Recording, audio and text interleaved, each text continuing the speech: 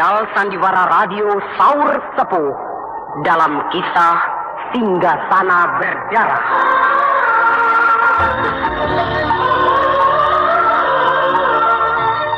Dalam kisah yang lalu dikisahkan, Brahma dan Harnum berhasil memasuki rumah Demung Wikalpa tanpa diketahui oleh para penjaga. Dan betapa terkejutnya Gardika serta Kendala yang merasa yakin akan keamanan dirinya, sekonyong-konyong Brahma dan Harnum sudah berdiri di hadapan mereka.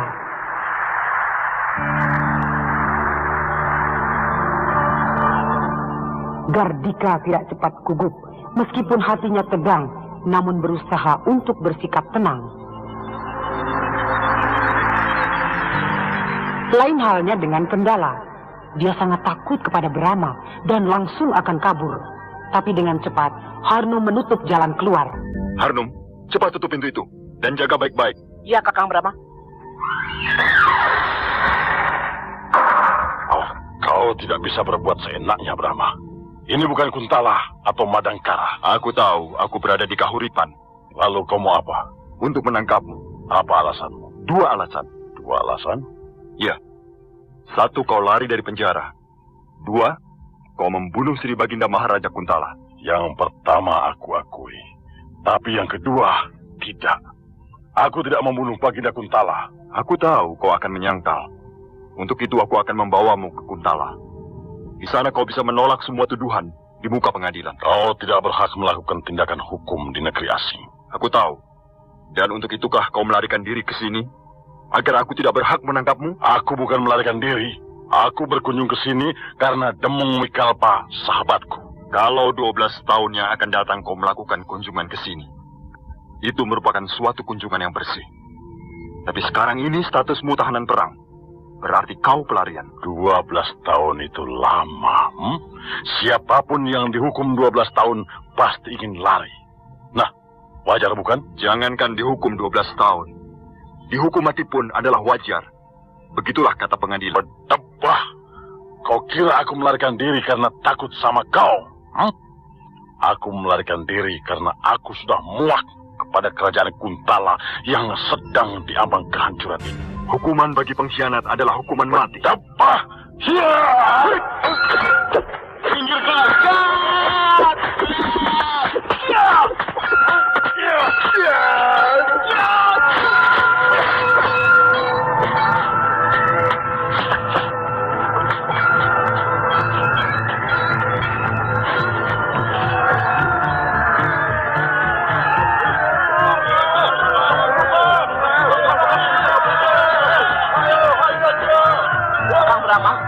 Cepat pengawal datang. Tinggalkan tempat ini. Cepat.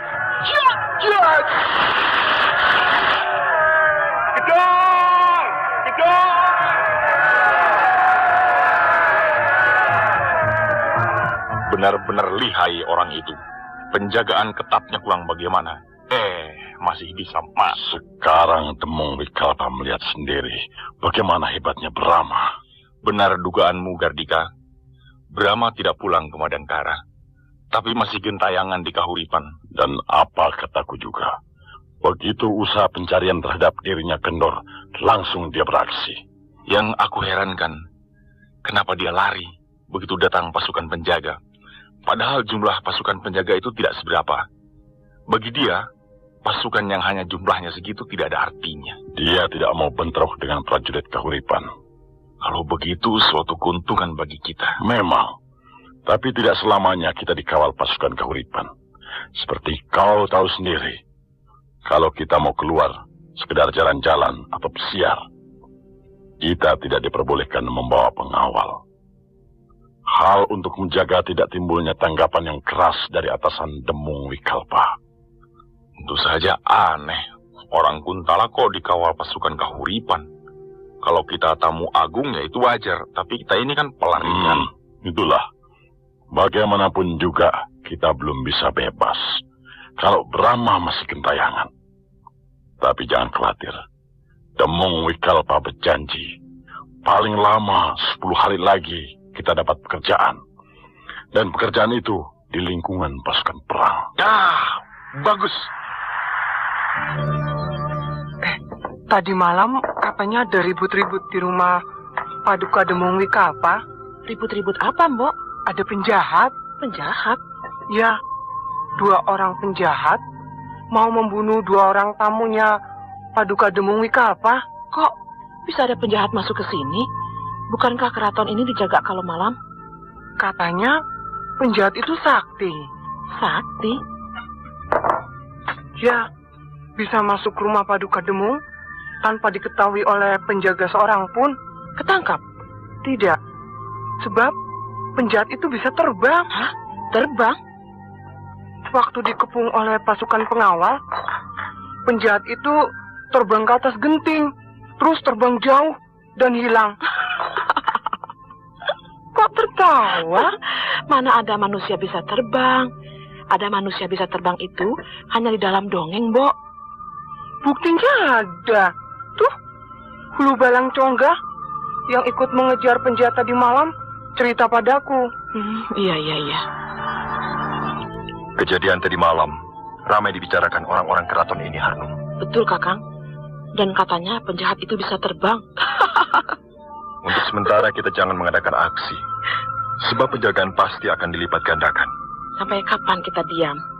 Sampai keadaan menjadi reda dan penjagaan jadi kendor. Selama itu, kita tetap berada di sini. Iya, bekerja sebagaimana biasanya. Baik, Kakang Brahma.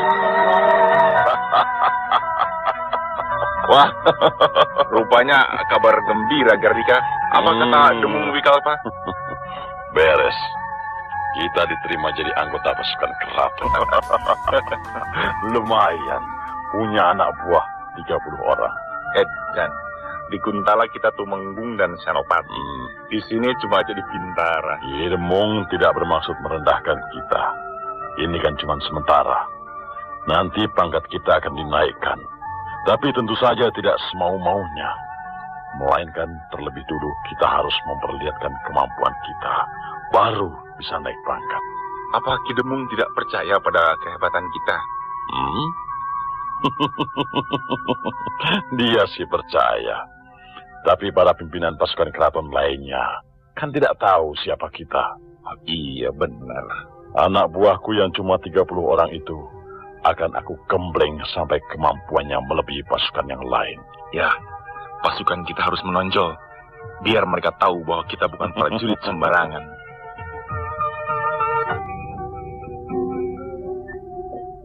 Loh. Kok bisa jadi begitu, Kakang Brahma? Ada apa, Harnum? Gardika dan Kendala jadi anggota pasukan keraton. Yang betul.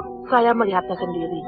Tadi pagi waktu saya diajak Simbo belanja ke pasar pusat, saya lihat Gardika dan Kendala sedang sibuk latihan baris berbaris dengan sejumlah pasukan keraton. Pakai seragam? Iya, mereka memakai seragam pasukan keraton Kahuripan. Kita kalah, Set. Kalah? Bagaimanapun juga, kita harus angkat topi pada mereka. Mereka pandai memanfaatkan kesempatan. Tapi kita bukan berarti kalah total, cuma kalah posisi. Tentu saja, mereka anggota pasukan keraton. Sedangkan kita cuman babu dan congos. Itulah. Posisi kita sekarang lebih sulit lagi, Kakang. Sebab otomatis sekarang, mereka sudah jadi orang Kahuripan, prajurit keraton. Kalau kita bentrok dengan mereka, berarti bentrok dengan pasukan Kahuripan. Iya, memang keadaan jadi serba sulit bagi kita. Tapi percayalah, akan selalu ada jalan bagi kebenaran untuk menumpas kejahatan. Karena adalah sudah menjadi tradisi bunga rampai lakon kehidupan, bahwa awal mula, sang kejahatan akan selalu ditundukkan kemenangan. Namun pada akhirnya, kebenaran jualah yang unggul. Jadi langkah apa yang harus kita ambil guna menanggulangi perkara ini? Seperti biasa, menunggu. Menunggu. Untuk mencapai kemenangan, harus ada pengorbanan. Dan menunggu termasuk pengorbanan juga, bukan? Ya, Kakang. Contohlah kesabaran kucing dan harimau. Mereka tidak segan menunggu berjam-jam, bahkan berhari-hari. Diam tanpa bergerak sama sekali, sambil menahan lapar. Begitu mangsanya lengah, secepat kilat dia menubruk mangsanya, dan berhasil. Nah, masa kita harus kalah oleh kucing dan harimau? Iya, Kakang. Sudah 10 hari Brahma dan Harnum tidak muncul. Aku tahu, mereka menunggu kita sampai lengah. Tapi jangan harap hal itu mereka bisa dapatkan. Sekarang kita bukan lagi sebagai mangsa, Akan tetapi sebagai si pemburu mangsa. Ya, kita sudah punya pasukan. Artinya kita sudah bisa melakukan perburuan sendiri. Kita sudah berada di atas angin. Kalau Brahma berani mengganggu kita, berarti dia secara langsung mengganggu pasukan keraton Kahuripan.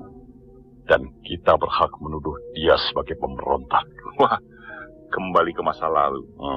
Dia kembali menjadi pemberontak dan kita menjadi pasukan pemerintah.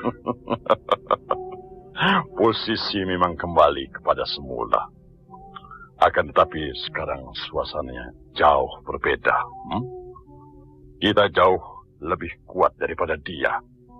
Akan bisakah Brahma menghimpun kekuatan di negeri Kahuripan ini? Oh, aku rasa tidak. Kalau dia mengundang kekuatan dari luar, misalnya pasukan dari Madangkara dia bawa ke sini. Itu lebih mustahil lagi. Sebab sama saja dengan menghendaki perang antar kerajaan. Nah, apakah Brahma sudah siap untuk menghadapi Kahuripan yang sudah jelas jauh lebih kuat dibandingkan dengan Madangkara? Atau dia akan mengerahkan angkatan perang Dewangga? Oh, itu berarti dia berbuat bodoh. Sebab sama saja mereka menantang Majapahit. Karena yang berada di belakang Kahuripan adalah Majapahit. Prabu Tri Buwana Tunggadewi tidak akan tinggal diam bila ketentraman Kahuripan ini terusik. Bila demikian, boleh dikatakan Brahma sudah lumpuh. Sekali lagi aku katakan, dia orang licik. Akalnya banyak.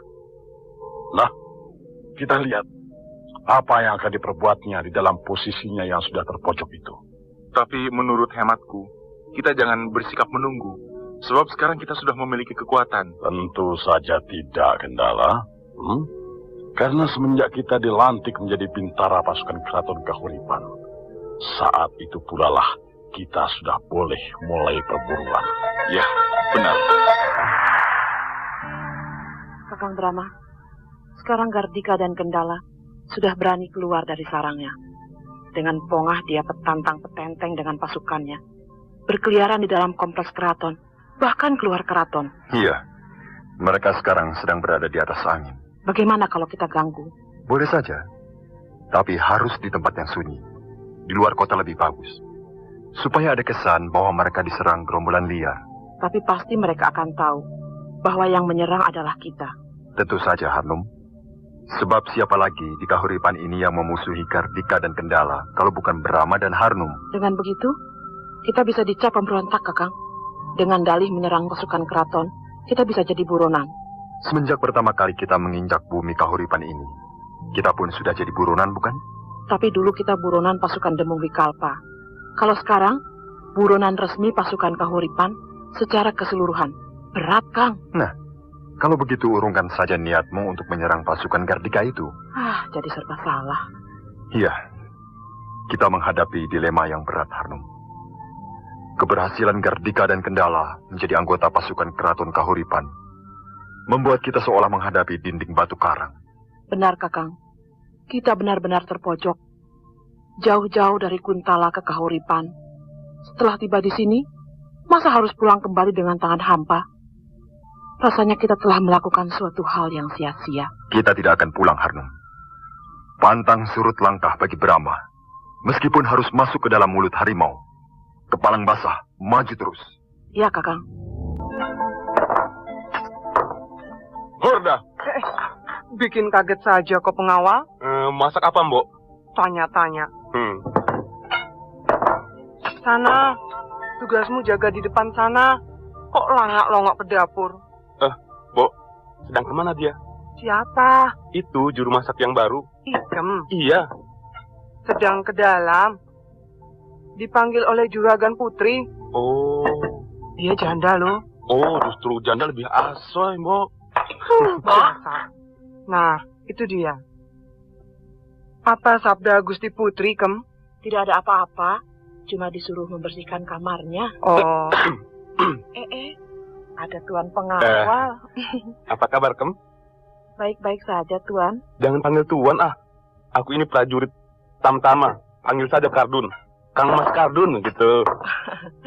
Nanti malam di dekat pasar ada sandiwara, rombongan sandiwara dari Ganding. Baguslah, nonton yuk. Nanti malam saya disuruh mijit Gusti Putri. Ah, sayang. Nonton sendiri saja, pengawal. Nanti di sana juga banyak gadis, ya Kem ya? Iya, Mbok. Biar banyak gadis yang lain. Kalau tidak sama Ikem, tidak mantep, Mbok. Kumba. Ayo, sana kau kembali ke depan. Jaga. Nanti ada Gusti Putri ke sini, mati kau. Ya, iyalah. Air-air ini banyak tamtama yang suka langak-longok ke sini. Ada yang berani nongol ke dapur ini. Ada juga yang lewat-lewat sambil menoleh ke sini. Semua itu gara-gara ada kamu di sini, Kem. Ah, masa iya, Mbok? Iya, dulu-dulu tidak. Tapi semenjak kau bekerja di sini, banyak yang lirak-lirik ke sini. Ada saja alasannya. Ada yang tanya masak apalah, minta minum lah, inilah, itulah. Padahal semuanya itu hanya ingin bertemu dengan kau. Ya, mereka tidak bisa disalahkan. Sebab kamu cantik sih. Ah, si Mbok ini, saya orang desa, miskin. Biar orang desa, kalau kau didandani, tidak akan kalah dengan para putri keraton. Ah, si Mbok ini. Sudahlah, jangan menolak karunia Dewata, bahwa kau memang cantik. Siapa tahu nasibmu baik, jadi istri hulu balang atau senopati.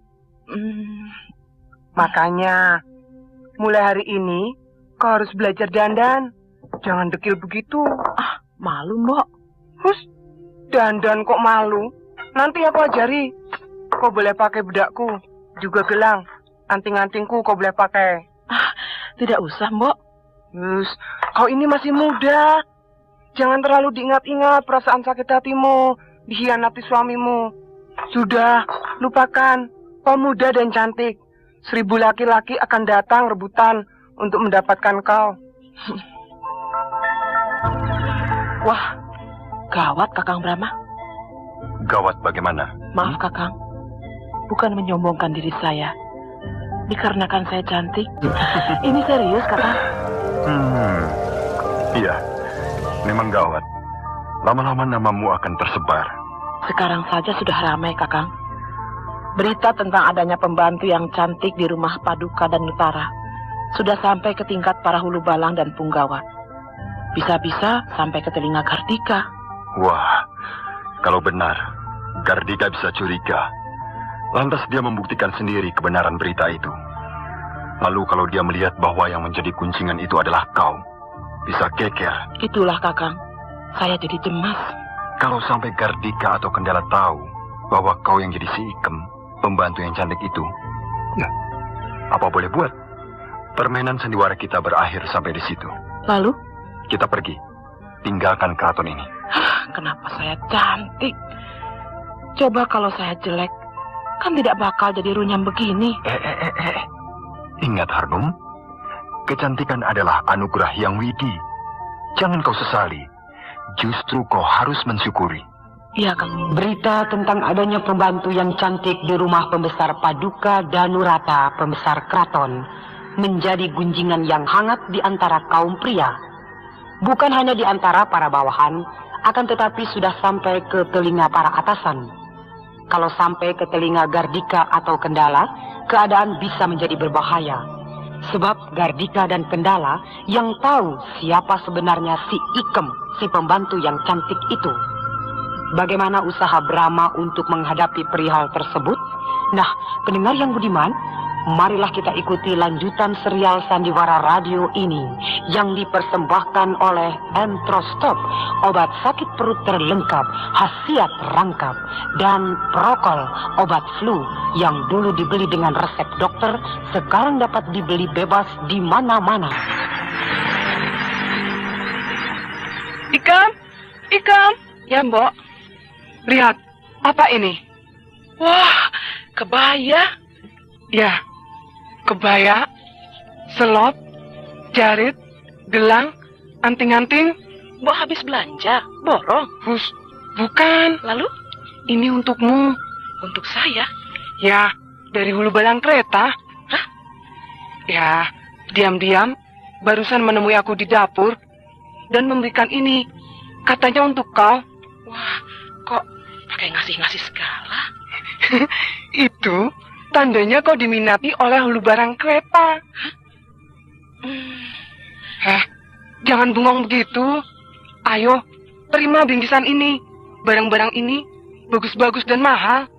Tidak, Mbok. Hus, jangan begitu. Tidak, takut. Takut karena dia sudah beristri.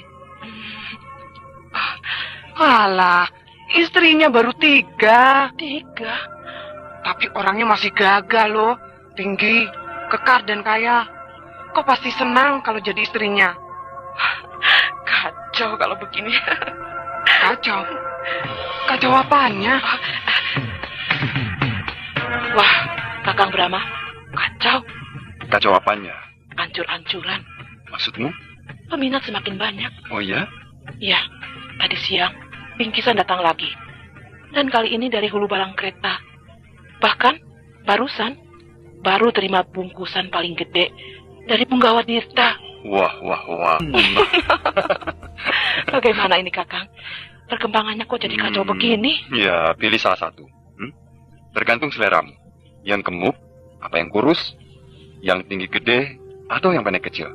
Ya, terserah sukamu. Pokoknya pilih yang paling ganteng. Kakang malah ngaco. Serius, Kang? Begini saja. Terima saja semuanya. Pemberiannya atau orangnya? Dua-duanya. Kakang jangan gila. Kakang yang serius, jangan bercanda melulu. Perkembanganmu memang jadi tambah runyam.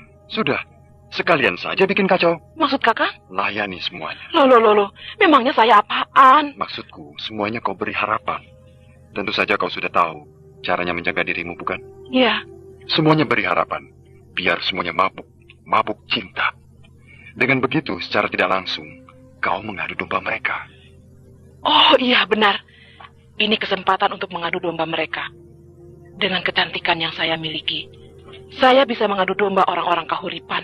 Iya, kecantikan wanita lebih berbahaya daripada pedang. Dan lebih merusak daripada racun yang paling berbisa. Aku bukan mau mengajarimu yang tidak-tidak. Tapi ini adalah salah satu siasat untuk membuat lawan jadi kacau. Iyalah. Katanya ada pembantu yang cantik di rumah Paduka Danutara. Kau ini Kendala. Ikut-ikutan para prajurit. Selera rendah. Naksir pembantu. Aku sih tidak selera. Tapi aku heran. Prajurit keraton itu jangan yang muda. Yang masih bujangan. Yang sudah punya istri. Bahkan yang sudah tua banta. Ramai bener menceritakan kecantikan si Ikem. Ikem? Nama pembantu itu Ikem. Oh. Cantik kayak apa sih si Ikem itu? Alah, pembantu. Secantik-cantiknya pembantu, ya begitu itu. Deso. Kalau Deso, masa hulu balang kereta, bahkan Punggawa Dirta juga mabuk kepayang. Hah? Yang benar? Iya, tuh. Anak buah kita yang bergerombol di depan gardu jaga itu sedang membicarakan hulu balang kereta dan Punggawa Dirta yang bersaing untuk mendapatkan si Ikem. Bikin malu saja. Seperti tidak ada gadis bangsawan lainnya. Pembantu ditaksir. Otaknya sudah miring barangkali mereka itu. Ya, kau bisa bicara begitu karena kau belum melihat orangnya. Siapa tahu kalau kau sudah melihat si Ikem, kau juga mabuk kepayang. Kau ini ngomong apa Kendala? Iseng. Kau ini bagaimana, Kem? Semuanya kau layani. Loh, kata Mbok, semuanya harus diterima. Pemberiannya yang diterima. Orangnya ya dipilih. Saya takut menyinggung perasaannya, Mbok. Jadi semuanya mau kau tampung? Kalau datang, masa saya usir? Ya tidak. Tapi kau harus memperlihatkan sikap yang tegas. Artinya di waktu menerima kunjungan mereka, tunjukkan sikapmu yang punya maksud tertentu. Kepada yang kau sukai, tunjukkan kehangatanmu. Kepada yang tidak kau sukai, tunjukkanlah sikap yang menolak, tapi secara halus. Ya, iya, Mbok.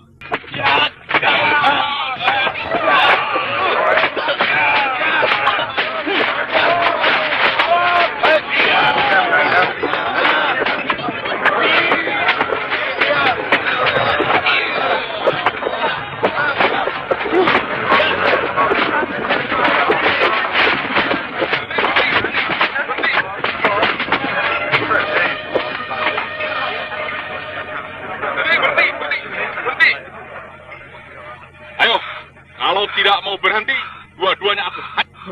Ada apa kalian ini, ha? Berkelahi dengan teman sendiri. Ya, aku tahu. Kalian memperebutkan si Ikem. Memalukan. Berkelahi memperebutkan perempuan. Berantem gara-gara babu. Hina tahu. Hina berkelahi memperebutkan perempuan. Apalagi yang diperebutkan seorang pembantu. Pembantu di keraton ini banyak. Emban juga segudang. Setiap rumah pembesar di keraton ini punya pembantu 5 orang. Emban juga 5 orang. Nah, tiap rumah ada perempuan menganggur 10 orang. Kenapa harus saling cakar semuanya ingin si Ikam? Pembantu di rumah Juragan Demung Wikalpa juga cakep-cakep. Si Inot manis. Si Roniti bahenol. Si Katmiatun damplon. Si Ijah montok.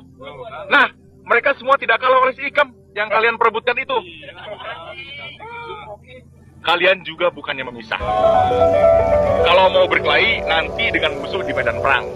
Di situ kalian akan tahu bagaimana berkelahi yang sebenarnya. Saling bunuh dengan nyata. Di dalam kancah peperangan, kalian boleh menonton pertumpahan darah sepuasnya.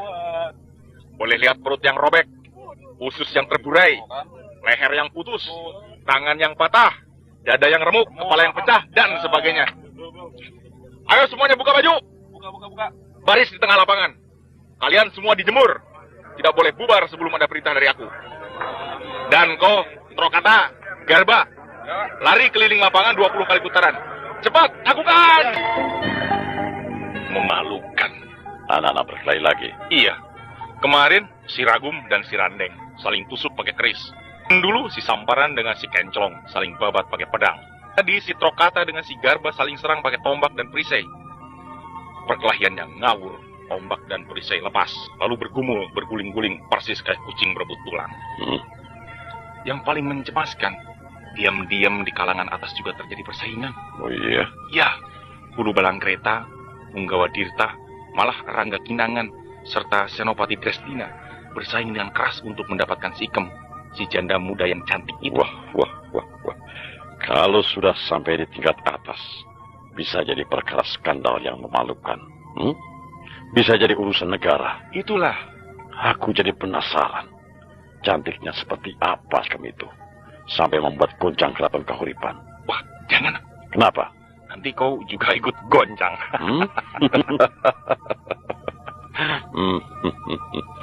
Kau memangnya sudah lihat? Belum. Mau goncang, mau tidak, perkara nanti.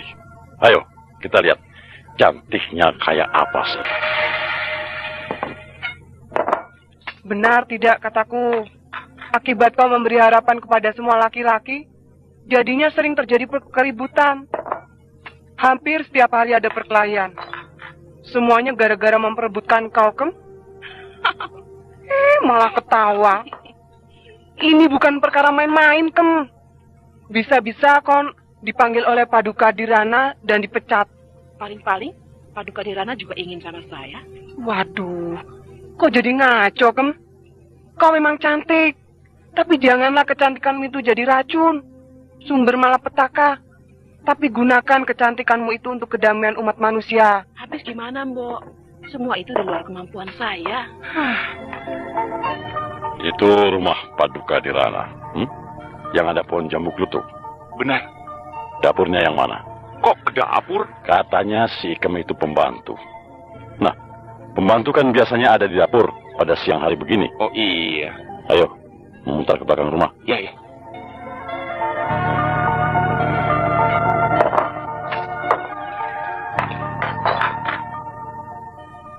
Lebih baik kau putuskan. Pilih saja yang pangkatnya paling tinggi. Sebab kalau kau sudah digeret oleh orang yang tinggi pangkatnya, yang lain tidak akan berani macam-macam lagi. Tapi kalau kau pilih pangkatnya rendah, yang lain paling berani menggoda kamu. Ya, akan saya pikirkan, Mbok. Sampurasun. Rampes.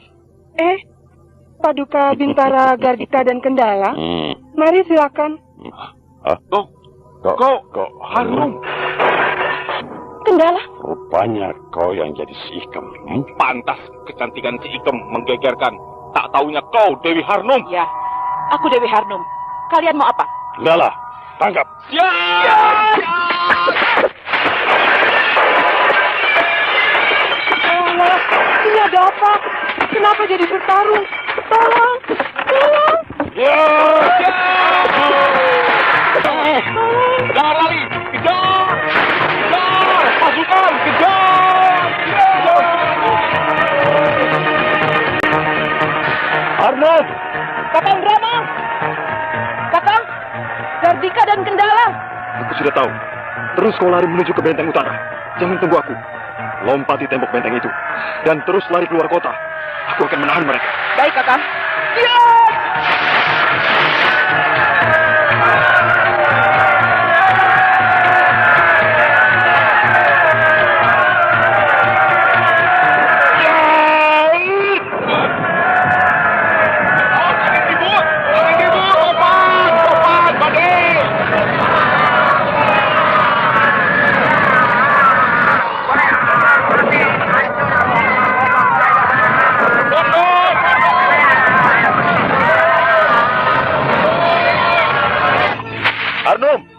Arnum! Kakang Brahma, Syukurlah kau selamat. bagaimana Kakang? Terpaksa aku mengeluarkan ajian Bayu Lindam. Tapi tidak dengan kekuatan penuh. Hanya sekedar untuk menahan laju pasukan keraton yang mengejarmu. Lalu, Gardika dan Kendala? Mereka memerintahkan pasukannya mundur. Dan kesempatan itu aku pergunakan untuk lari. Untung Kakang cepat datang. Kalau tidak, mungkin saya sudah diringkus oleh Gardika dan Kendala. Ketika aku sedang membersihkan kandang kuda. Kasihan Simbo. Kenapa? Pasti dia diperiksa oleh Gardika dan Kendala. Sebab Simbo Katmiatun itu akrab sekali dengan saya. Kau tidak usah cemas. Paling cuma diperiksa saja. Tidak mungkin dihukum. Sebab dia bukan anggota komplotan kita kan? Kenal dengan kau baru di rumah Paduka dan Utara itu bukan? Iya benar. Yang mengeluarkan angin ribut itu tidak salah lagi. Pasti Brahma. Gila. Ternyata mereka bukan saja tidak meninggalkan Kahuripan, melainkan lebih dari itu, bercokol di sini, di dalam keraton. Pantas mereka bisa memasuki rumah Demung Wikalpa. Rupanya mereka sudah mengenal betul seluk-beluk di dalam lingkungan keraton ini. Hebat dan ulet. Mereka tidak segan-segan menjadi orang rendahan demi untuk bisa masuk ke sarang singa. Bagaimana asal mulanya sampai mereka bisa tinggal di dalam lingkungan keraton ini? Paling dengan cara melamar pekerjaan. Apa perlu kita periksa Mbok Katmiatun? Untuk apa? Simbo itu kan tidak tahu apa-apa. Dia pembantu tertua di rumah Paduka dan Utara. Sudah dipercaya, dialah yang berhak menerima dan mengeluarkan pembantu lainnya. Jadi siapa tahu di antara Simbo dan Hanum pernah terjadi suatu percakapan yang penting yang menyangkut kita berdua. Baiklah, mari kita tanyai dia. Akhirnya, kecantikan Harnum jualah yang membuat berakhirnya riwayat Brahma dan Harnum sebagai pembantu dan jongos yang bebas berkeliaran di dalam kompleks keraton Kahuripan. Meskipun mereka bisa meloloskan diri dari kejaran pasukan keraton, tapi suatu kerugian besar bagi rencana mereka untuk bisa membekuk Gardika dan Kendala secara bersih. Sekarang, mau tidak mau, Brahma harus membuat siasat baru karena sudah tersingkir dari keraton.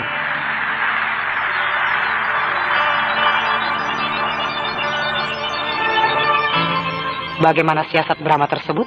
Nah, pendengar yang budiman, marilah kita ikuti lanjutan serial Sandiwara Radio ini yang dipersembahkan oleh Entrostop, obat sakit perut terlengkap, khasiat rangkap, dan Prokol, obat flu yang dulu dibeli dengan resep dokter, sekarang dapat dibeli bebas di mana-mana.